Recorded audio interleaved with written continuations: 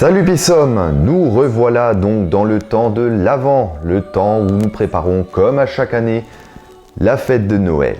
Et comme d'habitude, après les fêtes, on va mettre tout un mois à se plaindre des kilos en trop et des problèmes digestifs. La fête de Noël a évolué avec le temps et continuera à évoluer, en Alsace comme dans le reste du monde. Pour prendre un exemple, la première apparition de cette fête au Japon remonterait à 1874, et le premier vrai sapin de Noël japonais fut dressé à l'épicerie Meidiya, dans le quartier de Ginza, à Tokyo, en 1904. Le sapin qui, comme nous l'avons dit dans le numéro 2 de Histoire Alsace, est une tradition qui vient d'Alsace et qui ne s'est imposée comme symbole traditionnel incontournable de Noël qu'à partir du 19e siècle. De même, le Père Noël n'a pas toujours été le seul et unique distributeur de cadeaux de par le monde.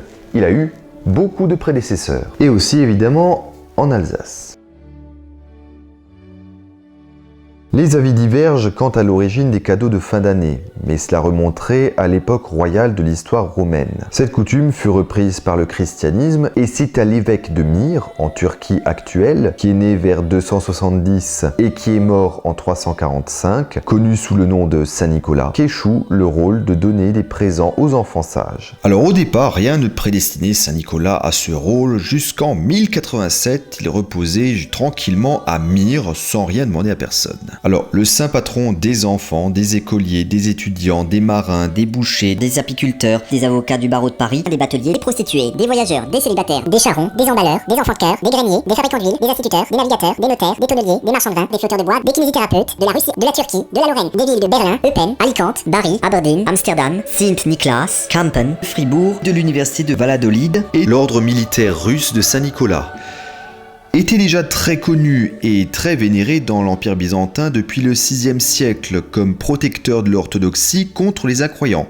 Oui, rien que ça. Il voit son culte exporté en Italie au 8e siècle, vu que certains territoires italiens étaient encore byzantins à l'époque, puis atteint les régions du Rhin vers le Xe siècle. Mais la guerre entre les Byzantins et les Turcs seldjoukides va tout changer puisque les Turcs gagnent et conquièrent l'Anatolie, dont la ville de Myre. Dans l'affolement, les restes de Saint-Nicolas sont transférés par des marins dans la ville de Bari, en Italie. Cette ville est d'ailleurs conquise par les Normands en 1076. Donc non contents de piquer leur dernière possession italienne aux Byzantins, ils récupèrent un de leurs saints patrons les plus célèbres, qui de Saint-Nicolas de Myre devient Saint-Nicolas de Bari, et attirant de nombreux pèlerins dans la ville. Grand chelem. Cet événement aura un grand retentissement, et le, disons, emprunt d'une des phalanges de Saint-Nicolas par le chevalier lorrain Aubert de Varangéville pour l'emmener dans la ville de Port, en Lorraine, qui devient après l'édification d'une église en 1093 destinée à recevoir la précieuse phalange Saint-Nicolas de Port, ce qui, avouons-le, fait nettement plus classe, assure une large diffusion du culte de Saint-Nicolas dans toute l'Europe. Mais c'est surtout sa fonction de protecteur des enfants qui jouera dans son rôle de distributeur de récompenses. Saint-Nicolas est vénéré en Alsace depuis 1100 environ, et une première église lui étant dédiée sort de terre à Wöcklingshofen en 1145. Alors pour reconnaître le Saint-Nicolas, c'est assez simple. Il apparaît toujours avec les habits des évêques, ainsi que des insignes de cette fonction, à savoir la mitre et la crosse. Il porte également une longue barbe blanche et est généralement accompagné d'un âne, appelé chez nous le Pekeresel, qui transporte les cadeaux destinés aux enfants. Et il y a même un marché qui lui est dédié le 6 décembre, le jour de la Saint-Nicolas. Ce qui tombe sous le sens si le marché a lieu ce jour-là. Oui, nous en avions déjà un peu parlé dans l'épisode consacré au marché de Noël alsacien. Mais là-dessus, il faut aussi savoir que Mulhouse a tenu un marché de la Saint-Nicolas jusqu'au début du XXe siècle et que Ferrette tient tous les premiers samedis du mois de décembre un marché de la Saint-Nicolas, et ça depuis 1491. Par contre, Strasbourg, comme je l'avais déjà dit, était passé à la réforme protestante, religion qui ne reconnaît pas le culte des saints, supprime donc ce marché en 1570 et instaure le Christkindlesmarkt pour le remplacer. Il ne fallut pas longtemps avant que de ce marché émerge un nouveau personnage du Noël alsacien, le Christkindl, l'enfant Christ, le petit Jésus. Et évidemment, il prendra l'apparence d'une jeune femme habillée de blanc.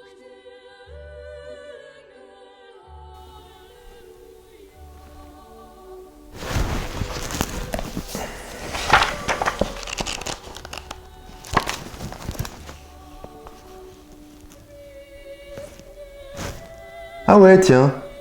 Mais Jésus à la base, c'est pas censé être un mec? C'est pourtant le cas et ça reste assez étonnant. Et bien des hypothèses sont nées pour expliquer ce fait. Une première explication suppose qu'il s'agirait simplement d'une fée ou d'un ange personnifié. Une explication plus sérieuse est de dire qu'il s'agit ici de l'image de Sainte Lucie. Sa description correspondrait en effet à la représentation traditionnelle du Christkindl. Sainte Lucie qui était fêtée jusqu'en 1582, le 23 décembre, avant que cette fête soit déplacée au 13 décembre. Par contre, cette théorie ne tient plus. Effectivement, ça pourrait être vraiment très tentant du 13 au 23 décembre, presque à la veille de Noël, mais c'est faux. Il faut savoir que depuis 1582, nous utilisons ce que nous appelons le calendrier grégorien. Une des principales mesures de la réforme grégorienne fut de supprimer 10 jours du calendrier. Par contre, les fêtes des saints patrons, elles, n'ont pas bougé. Ce qui fait que les 10 jours qui étaient entre le 4 octobre 1582 et le 15 octobre ont été supprimés. Mais si on passe du 4 au 15, on ne recule pas la date des fêtes des saints patrons, on l'avance. Sainte Lucie n'a pas pu être fêtée le 23 décembre, vu que si ça a été le cas, aujourd'hui on la fêterait le 2 janvier. Apparemment, elle aurait même toujours été fêtée le 13 décembre.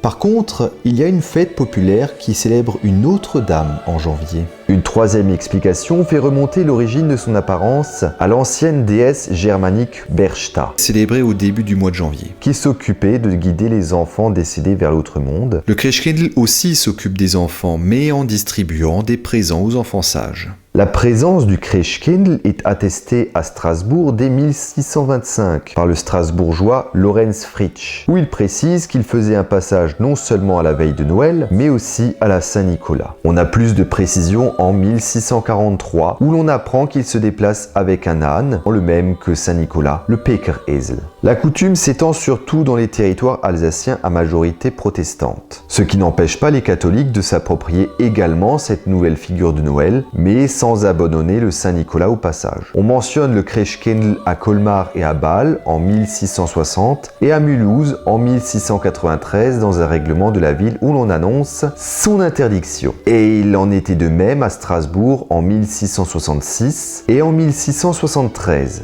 Pourquoi ? Apparemment, la coutume a connu un tel succès qu'elle a dépassé son cadre strictement religieux et son sens premier de la vénération du Christ pour des manifestations profanes qui, elles, n'étaient pas vraiment du goût des autorités religieuses. Mais le fait qu'on ait de nombreuses fois tenté d'interdire cette pratique nous informe surtout que ces interdictions étaient inefficaces. La coutume, de plus en plus populaire, a donc perduré, même si l'on tente encore de l'interdire, comme en 1737 dans le comté de Hanau-Lichtenberg. Le décret d'interdiction nous informe d'ailleurs la présence d'un nouveau personnage aux côtés de Christkindl, le Honstrop. Christkindl s'implante définitivement au XVIIIe siècle, où en 1785, la baronne d'Oberkirch évoque sa présence à Strasbourg. Si les manières de l'accueillir varient selon les traditions locales, son apparence se précise au XIXe siècle, celle d'une jeune femme, toute de blanc vêtue, et qui porte une couronne qui est, selon les contrées, soit en or, soit en branches de sapin surmontées de bougies. C'est également elle qui se charge de distribuer les récompenses aux enfants ayant été sages et obéissants. Mais que ce soit le Christkindl ou le Saint-Nicolas, ils ont pratiquement toujours été accompagnés d'un personnage qui a fait trembler plus d'un enfant.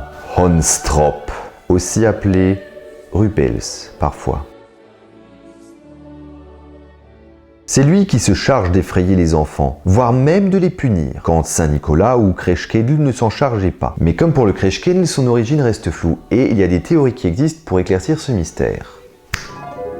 La première le rattache à un personnage historique ayant réellement existé, Hans von Trotha, qui a habité ce château, le Warstein, qui se trouve dans le Palatinat allemand, de 1480 à 1503. Et c'est bien là le cœur du problème, car à peine avait-il mis les pieds dans ce château qu'il a été en conflit ouvert avec l'abbaye de Wissembourg, qui se trouve à quelques kilomètres plus au sud. Il fit, entre autres, priver la petite ville de Wissembourg de son approvisionnement en eau, en faisant retenir les eaux de la Wieslauter par la construction d'un barrage artificiel, qui donna naissance à un petit lac. L'abbé s'en étant plein, Hans von Trotha fit détruire le barrage, ce qui relâcha les eaux qui allèrent inonder Wissembourg et causèrent de nombreux dégâts. Ce conflit serait resté dans les mémoires et les années passant, il devint le croque-mitaine alsacien, celui que l'on invoque pour faire peur aux enfants et dont le nom devint Honstrop. Il y a une deuxième explication qui serait simplement qu'il s'agit là de l'image que les soudards de la guerre de 30 ans auraient laissée en Alsace.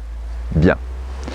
Mais là-dessus, il y aurait même une troisième explication qui est apparemment beaucoup plus simple, voire même beaucoup plus logique. Le personnage de Honstrop porte un nom random, très commun en Alsace, Hans, que l'on trouve dans des légendes comme Hansel und Gretel, Hans im Schneegeloch, etc. Et le verbe trop ou top signifie marcher de manière lourde, ce qui est justement la manière de se présenter de Honstrop. Encore une fois, et comme pour le Christkindl, le débat sur ses origines reste ouvert. Il est mentionné pour la première fois dans le règlement du comté de Hadeau-Lichtenberg en 1737, aux côtés du Christkindl, et la baronne d'Oberkirch indique sa présence à Strasbourg en 1785. Elle le décrit comme un avatar du diable, comme le firent d'ailleurs August Teutsch en 1636 ou Jules Hoche à la fin du 19e siècle. Honstrop se charge de punir les enfants désobéissants et turbulents. Il fait même parfois mine de les emporter avec lui dans son antre. Peut-être pour les manger ? En plus, les différentes apparences qu'il adopte ne sont pas faites pour rassurer. Dans le Korsberg, il porte un grand chapeau, il a une longue barbe en lin ou en chanvre et il porte un grand manteau noir. Et à Orschwihr, il rentre carrément dans les maisons avec sa tête sous le bras. Non mais là par contre c'est n'importe quoi, en plus il a même pas de barbe. Vous me cherchez, c'est ça? On peut revenir au sujet? Mais si on doit trouver des points communs entre ces multiples apparences, il faut savoir qu'il a toujours des chaînes sur lui, qu'il a toujours un bâton pour punir les enfants qui ne sont ni sages ni obéissants, et toujours un sac avec lui pour emporter les enfants qui ne sont vraiment pas sages et vraiment pas obéissants. On raconte même aux enfants de Münster que le Honstrop habiterait dans les bunkers de la Première Guerre mondiale qui sont disséminés dans la forêt aux alentours. Alors évidemment, c'était pas vraiment fait pour les rassurer.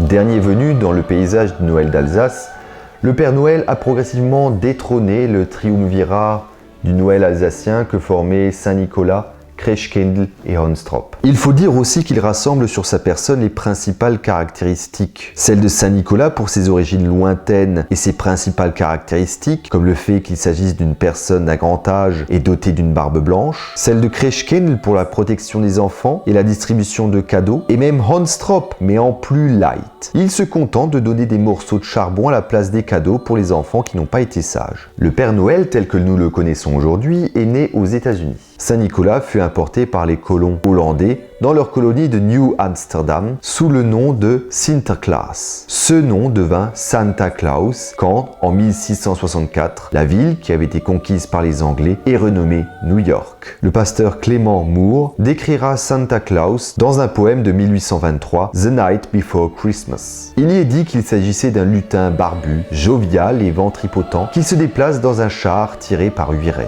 Le poème eut un très grand succès et 40 ans plus tard, en 1863, l'illustrateur Thomas Nast, dessinateur né en 1840 à Landau dans le Palatinat et qui émigra avec sa mère à New York en 1846, fixera son image inspirée du poème de Moore, mais également de ses souvenirs de jeunesse dans le Palatinat et de ses légendes, notamment celle du Belzénichl, qui est une des figures du Noël palatin. Les couleurs rouge et blanche seront fixées bien plus tard, en 1931, à l'occasion d'une campagne publicitaire de Coca-Cola, dont il devint alors l'ambassadeur. Pourtant, avant même l'arrivée de Santa Claus, il y avait déjà un personnage qui lui ressemblait beaucoup, qui avait fait son apparition en Alsace. Ce personnage se nomme en fait Weihnachtsmann et il est apparu en Allemagne vers le XVIe siècle. Une sorte de Saint-Nicolas civil, dépouillé des attributs des évêques et qui s'installe dans les contrées du nord de l'Allemagne où Saint-Nicolas ayant été très populaire, il s'agissait alors d'une façon de le remplacer sans vraiment le remplacer, comme ce fut d'ailleurs le cas en Angleterre pour Father Christmas.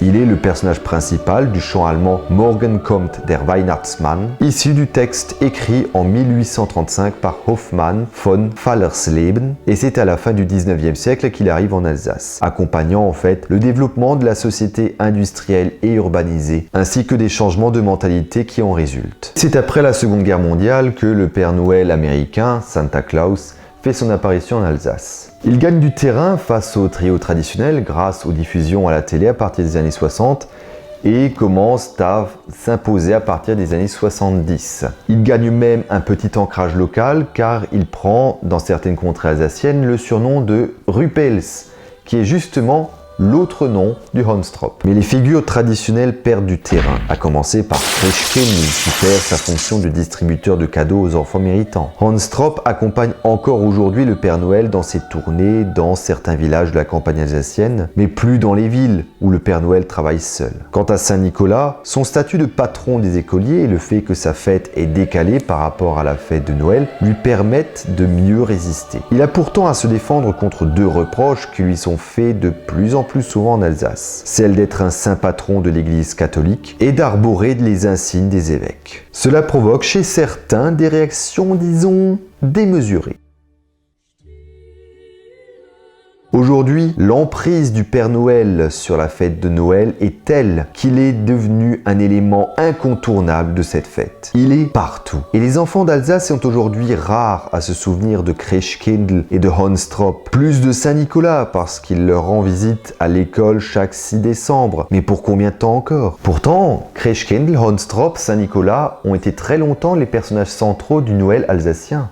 Ils n'ont pas été oubliés par les adultes. Et c'est bien souvent passé l'étape de l'enfance que l'on entend parler d'eux pour la première fois. Comme un écho d'un passé révolu mais toujours présent, plus adapté finalement au paysage de l'Alsace. Ils gardent une place de choix dans les manifestations organisées en Alsace durant la période de l'Avent. Des 7 pays du Noël alsacien, le pays des Lumières, centré autour de l'Alsace bossue, de Saverne à Marlenheim mais allant jusqu'à Bouxwiller, est dédié à Christkindl. Le pays des Mystères, qui s'étend sur le nord de l'Alsace et à l'est du pays des Lumières, est devenu le pays de Honstrop et de Christkindl aussi. On peut aussi les retrouver tous les soirs au pays des Veillées, qui se trouve être l'écomusée d'Alsace et où ils font des visites régulières. Mais de manière générale, on peut les retrouver dans toute l'Alsace. Ainsi, de vestiges dépassés d'un Noël révolu destiné à l'oubli comme tant d'autres incarnations de Noël avant eux.